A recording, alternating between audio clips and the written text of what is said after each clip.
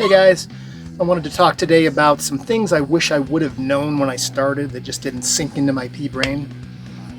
So starting at the beginning, buying gear, which is what I'm going to cover in this little short video.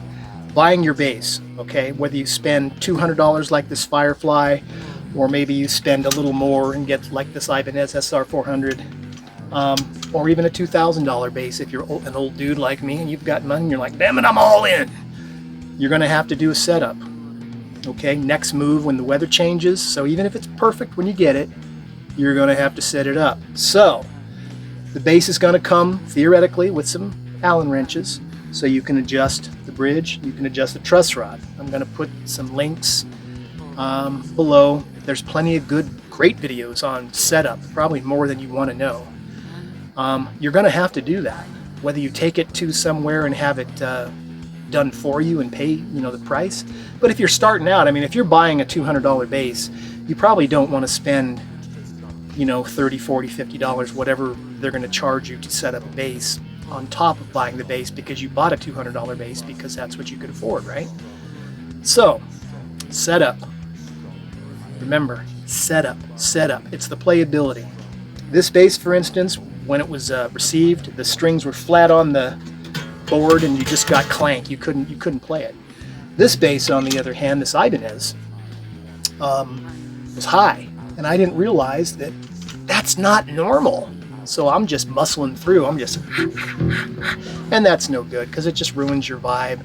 You want to be learning to play music, not fighting your instrument. So set up. Learn how to do it. You're going to end up doing it later, or taking it back and forth from wherever. Okay, set up. Second thing, when you're buying a bass, one of the big things is probably the neck shape and width. Okay, some basses have wider, thicker necks. If you have a small hand, that's a problem if it's real big. If you have an extra large hand like mine, you may not like a small neck. For instance, if you look at this Ibanez, that is a super narrow neck.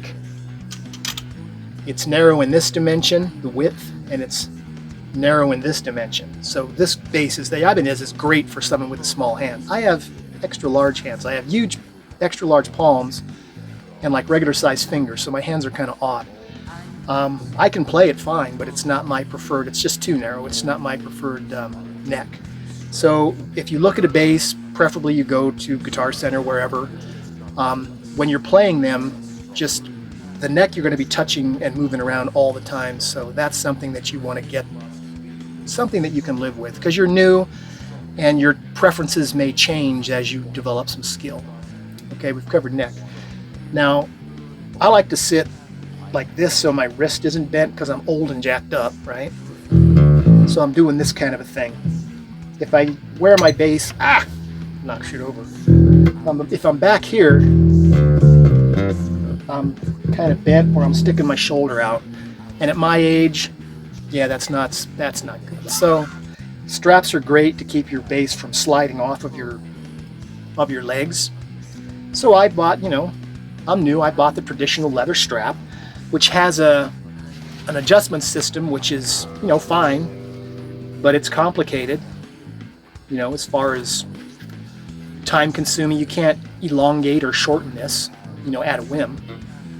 So what I recommend, and what I wish I would have bought, kind of what I've turned to on my newer basses, because all my basses have straps, is getting one like this with a buckle so you can make it longer or shorter. So if you want to be Mr. Classical Guitar, or if you want to stand up and be Mr. Punk Rock, one of these. Also generally cheaper than leather too.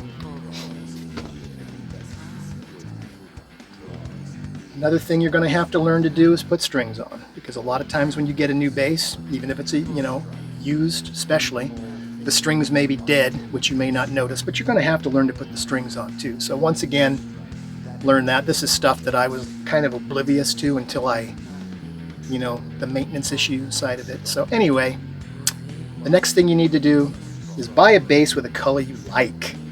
Like this is a classic kind of Fender jazz color. I've seen this on a lot of older jazz basses. That's probably why Firefly did it.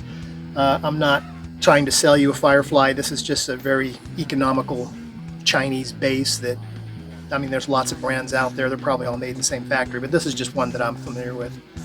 I bought this Ibanez. It was like my first serious bass years ago, and I never actually did become a good player then. And I don't like it.